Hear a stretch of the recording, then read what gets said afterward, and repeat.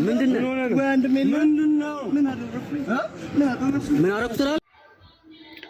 ይሄ እንግዲህ ሰሞኑን ያጋጠመን ነገር ነውና ያየነው ቪዲዮ ነው። ብዙዎቻችን አይተነዋል።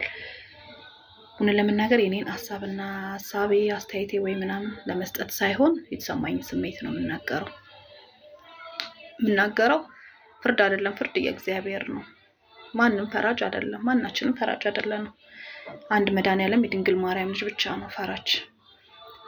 ያየሁት እኔ እይታውን እንትን ምለው እንደ እናት ነው። እኔ ልጆች እናት ነኝ፣ ወላጅ ነኝ። በስሬ ልጆች አሉ። ልጆቼ ለእያንዳንዱ የሚደርስባቸው ነገር የሆነ ይሰማኛልና የዚህ ልጅ እናት ቪዲዮውን ስታየው ምን ይሰማታል ብዬ ነው ያሰብኩት። ምን ለመናገር ቪዲዮውን ሳየው ይሄንን ቪዲዮ ሁለት ስሜት ነው የሆነ። አናዶኛል፣ በጣም አናዶኛል፣ በጣም ማሳዝኖኛል። እውነት መናገር በቃ ሲመቱት በጣም አንጀቴን በላኝ፣ የእውነት ማለት ነው። በቃ የሆነ ስሜት አሳዘነኝ። እንጃ ለምን እንዳሳዘነኝ አላውቅም፣ ግን አሳዝኖኛል፣ አናዶኛልም። ነገሩ በጣም ያስጠላ ነገር ነው። ሲጀመር ያ ያደረገው አጋለጡ የተባለው አካል ሲጀመር እሱ ማን ነው? በጣም ማለት የሆነ ዊርድ የሆነ ነገር ነው የሚሰራው ሲጀመር። እና ከእንደዚህ አይነት ራሱን እንትን ለማለት ነው ያደርገው። ኢንዌይስ ስለሱ አይመለከተኝም ወይ እሱን አስተያየት ለመስጠት አይደለም የመጣሁት። እንደ ራሴ ግን ልክ እኔ የተሰማኝ ስሜት የተሰማቸው ሰዎች ይኖራሉ ብዬ አስቤ ነው ይሄን ቪዲዮ የሰራሁት። በምን ብትሉኝ እናቱ ምን ትል ይሆን? እናቱ ምን ይሰማት ይሆን? እንኳን እንደዚህ የወረደ አይነት ተግባር ኃጢአት በሃይማኖትም የተወገዘ በባህላችንም ያልሆነ በቃ አስቀያሚ የሆነ ከኃጢአት ወንጀል በጣም አስቀያሚ የሆነ ነገር ነው። መጥራት አልፈልግም። እንደዚህ አይነት ቦታ ይቅርና ዝም ብሎ ተራ አንዳንዴ ቪዲዮ ቲክቶክ ላይ የሚመጡላችሁ ቪዲዮዎች አሉ። በቃ በጣም እነዚህ ልጆች ቤተሰብ አላቸው ምናምን ብላችሁ የምትሏቸው ሰዎች ፖስቶ ታያላችሁ። ልጆች ምን ይሰማቸው ይሆን ቤተሰቦቻቸው ሲያዩ ነበር። ጭራሽ ደግሞ ዛሬ ይሄንን ነገር ሳይ እንደ አንድ እናት፣ ኢትዮጵያዊ እናት ነው ያሰብኩት። ልጆቼ ትልቅ ደረጃ እንዲደርሱ ፈልጋለሁ። እኔ እንጃ፣ እኔ 4 ልጆች ያሉኝ እናት ነኝ። በቃ በጣም ፊል አድርጌ ነው የምናገረው።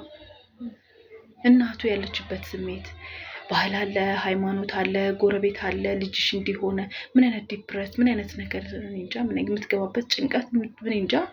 በቃ ልጇን የቀበረችው ያክል እንደሚሰማት እርግጠኛ ነኝ። በጣም ይከፋታል።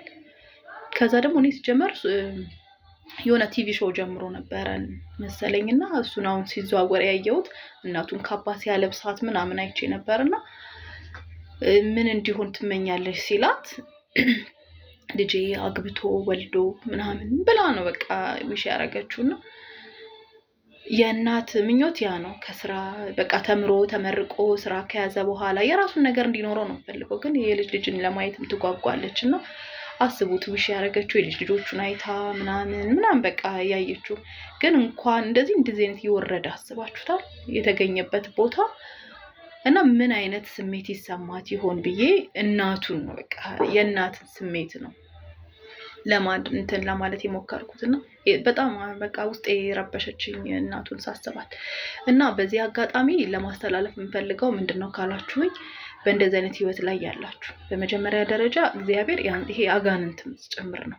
ግን ደግሞ አጋንንትን እኛ ፊት ካልሰጠነው ሊገባ አይችልም። የኛ ተጽዕኖ አለው። በቃ ማንም ሰው በራን ኳክታ ነው አይደል እንደሚገባው። ከከፈትኩለት ይገባል፣ ካልከፈትኩለት አይገባም። ስለዚህ በአጋንንትም ማሳበብ አልፈልግም። የራሳችንም የሆነ ድክመት ሲኖርብን ነው እንደዚህ አይነት አጋንንት የሚሰለጥንብን። ከእግዚአብሔር መራቅ፣ ከመንፈሳዊ ህይወት መራቅ። ማንኛውም ሰው በየትኛውም ሃይማኖት ጀመር ይሄ ነገር የተገወገዘ ይመስለኛል። እኔ ኦርቶዶክስ ነኝ። የኔን ሃይማኖት አውቃለሁ፣ ስለሌላው አላውቅም። ግን በእርግጠኝነት ሌላው ሃይማኖትም ይፈልገዋል ይፈቅደዋል ብዬ አላስብም። ስለዚህ ወደ ፈጣሪው ማንም ሰው ያልተጠጋ ሰው እግዚአብሔር ጋር የራቀ ሰው እንደዚህ አይነት ነገር ይገጥመዋል። ስለ መንፈሳዊ ህይወትም ለመስበክ አይደለም እዚች ጋር ሲጀመር እባብና ጊንጡን ትረግጠው ዘንድ ስልጣን ሰጥቻለሁ ብሎናል ድንግል ማርያም ልጅ ጌታችን መድኃኒታችን ኢየሱስ ክርስቶስ በምድር ላይ በነበረ ሰዓት ሲያስተምር የሰማነው ነው። ሲቀጥል ግን በዚህ ህይወት ውስጥ እንደው ጅማሬ ላይም ያላችሁ ይሁን እንደዚህ አይነት ነገር ውስጥ የገባችሁ አንድ ጊዜ ቆማችሁ እንድታስቡ የምፈልገው ጥያቄ አለ ለእናንተ። ወላጅ አላችሁ፣ እናት አላችሁ። እናት ላትኖራችሁ ትችላለች። ዋጋ ከፍሎ ያሳደገ አባት ይኖራችኋል። ዋጋ ከፍላ ያሳደገቻችሁ እናት ትኖራለች።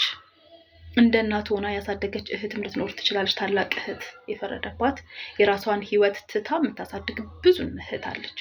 ብዙ ወንድሞች አሉ፣ ታላላቅ ወንድሞች። አራያ ታናናሾችም ሊኖራችሁ ይችላል። ለእነሱስ ምን አይነት ሮል ሞዴል ትሆናላችሁ? ለራሳችሁ አስቡት። ስለ ራሳችሁ ይሄ ጊዜያዊ ቆሻሻ ስሜት ሳይሆን በቃ እኔ ይሄ ነገር ቢሆን ስንት ሰው እንደሚያፍር አስቡት። እናቱ ብቻ አይደለችም ይሄ ልጅ ከጎኑ እህቱ ታናናሾች ካሉ ታናናሾች ሁሉ የሚሰማቸው ስሜት የሚደርስባቸው ጉዳት፣ ቤተሰብ ካለ የአክስት ልጅ ያጎት ልጅ ላይ ይደካል። እንደ ኢትዮጵያዊ እኮ እኛ አፍረናል አይደል እንዴ? ስለዚህ እኔ አሁን እነዚህ አይነት ምን እናቴን አጠገብ ያለውን ሰው ይጎዳ ይሆን ይከፋ ምን ይሰማቸው ይሆን ብላችሁ እንድታስቡ ፈልጋለሁ። አንደኛ ወደ እግዚአብሔር ቅረቡ። እግዚአብሔር የይቅርታ አምላክ ነው። እናት ይቅርታ ተለይቅር እኔ ልጄ ይቅር ቢለኝ ይቅርታ አድርጊልኝ ቢለኝ አለዋለሁ። አባት ደግሞ ቸሩ መድኃኒዓለም ይቅር ባይ ቸር መሐሪ ነው። አንድ ልብሳችን ቆሽሽ ብሎ አጥበን አጽድተን እንደምንለብሰው ሁሉ በንስሐ የማይመለስ ነገር የለም። በዚህ ህይወት ውስጥ ያላችሁ ሰዎች ምለምንላችሁ ወደ እግዚአብሔር ቅረቡ። ሲቀጥል እግዚአብሔር በዘማዊ የሆነችን ነፍስ የተጨማለቀችን ነፍስ በንስሐ ድንግል የሚያደርግ አምላክ ነው ያለን። ድቅና ሩሩ ቸር አምላክ ነው ያለን። የእውነቴን ነው የምላችሁ። ከእግዚአብሔር በቃ ጅማሮ ላይ ያላችሁ ልጆች ምናልባት እንደዚህ አይነት ነገሮች ዲፕረስ ውስጥ ሲገቡ ምናምን ይመስለኛል ወደ እንደዚህ አይነት ነገር እያዩ ምናምን የሚገቡት፣ አላውቅም እንዴት እንደሆነ። ግን ጅማሮ ላይ ያላችሁ ወደ እግዚአብሔር ቀረቡ። መንፈሳዊ ህይወታችሁን አድሱ። ማንነታችሁን በቃ ወደ ውስጣችሁ አስቡ። ከእንደዚህ አይነት ነገር እግዚአብሔር ይጠብቃችሁ። መዝሙር ስሙ። እውነት እንደዚህ ገብቼ እንደዚህ ሆነ መውጣት አቃተኝ ከእግዚአብሔር ባይዘው ይታከማል። ህክምና አለው። ሳይካትሪስትን በማናገር ይሁን ቤተክርስቲያንን በመጠጋት ወደ መንፈሳዊ ህይወት በመጠጋትም ይታከማል። ንስሐ በመግባት ደግሞ በቃ ፍጹም ድንግላዊ መሆን ይቻላል። ምክንያቱም እግዚአብሔር የምህረት የይቅርታ ማናችንን በሱ ቸርነት ስላለን ማለት ነው። ስለዚህ ከገባችሁበት ውጡ። በተለይ ከጎን ያለውን ግን ቤተሰብ እናታችሁን፣ አባታችሁን፣ ታናናሾቻችሁን አስቡ። በቃ ይሄን ነው ማለት እንፈልገው። እነሱን ለደቂቃ አስቧቸው ምን አይነት ስሜት ሊሰማቸው እንደሚችል።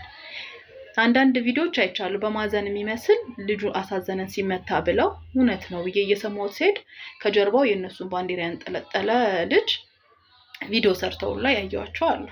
እነሱ ወይ ለኔ የራሳቸውን አስበውት ይሆናል እንደዛ ሲመቱ እኔ በዛ ቦታ ብሆን ብለው ለራሳቸው አልቅሰው ሊሆን ይችላል። ግን ይሄ አይደለም መፍትሄው። ተመለሱ።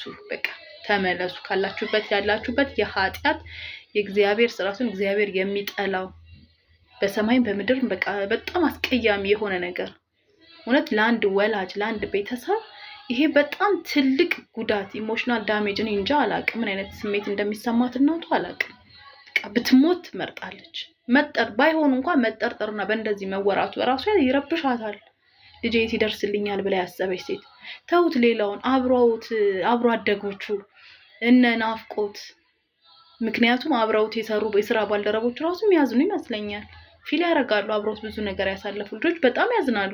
አይደለም ወላጅ እናትና እንደ እናት እኔ በጣም ስላመመኝ ተሰማኝና ምናልባት እኔ ማስተላለፋውን የፈለኩት ለማን ነው ካላችሁ በእንደዚህ አይነት ህይወት የመግባት እንደዚህ በቃ የሚንደረደሩ ነገሮች ካሉ እንደዚህ አይነት ስሜት ካለ ለአጋንንት እጅ ሳትሰጡ በቃ ቤተሰባችሁን ራሳችሁን እናንተ የተከፈለላችሁ የደም ዋጋ ነው። ክርስቶስ ለኛ ብዙ ዋጋ ከፍሎልናል።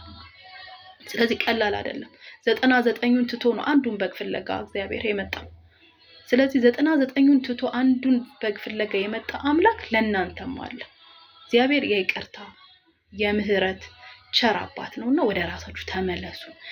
ቤተሰቦቻችሁን አስቡ ማለት ፈልጋለሁ። እግዚአብሔር ያጽናሽ ነው የምልሽ እናት። እግዚአብሔር ያጽናሽ፣ ይሄንን ጊዜ ያሳልፍልሽ። እኔ እንጃ በህይወት መኖሩን በርግጥ ላንቺ ልጅሽ እናት ነሽና ይቅርታት ያለሽ በህይወት መኖሩን በርግጥ ላንቺ አንድ ነገር ነው። ይኖርልኝ ማለትሽ አይቀርም። እግዚአብሔር ያጽናሽ ነው የምልሽ የኔ እህት የኔ እናት።